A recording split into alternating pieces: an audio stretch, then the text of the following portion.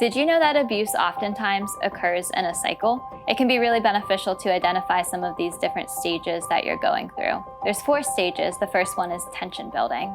This is when the communication, the body language between you and your partner can become really tense and you feel maybe really anxious or overwhelmed and almost anticipate that something could be happening. This can cycle into the next stage, which is the abuse incident. This is when the abuse oftentimes occurs. Abuse can be in the form of verbal, physical, mental, whatever that might look like in your relationship. Once the abuse is over, there's the reconciliation stage.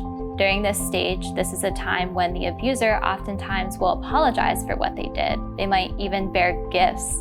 They might victim blame you or gaslight you and convince you that the abuse you think happened didn't actually happen.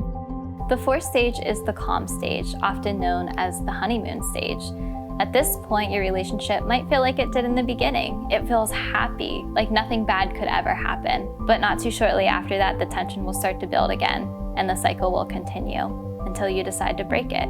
If you notice that you or a loved one is experiencing this cycle of abuse, here's a few ways to heal from it. The first is to work with a mental health professional to create a safety plan. The safety plan is how you can get out of this abusive relationship, and it helps to minimize the abuse that might occur when you're trying to end the relationship. Another tip is to build a strong support system. Oftentimes, people in abusive relationships don't have supportive ones around them. So reach out to old friends and loved ones and try to get their support. A third tip is to prioritize self-care.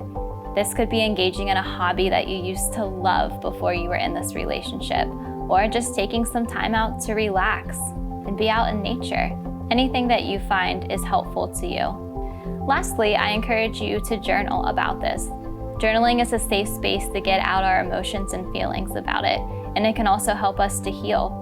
If you want to learn more about this, check out our 4 stages in the cycle of abuse blog post at makeandwellness.com.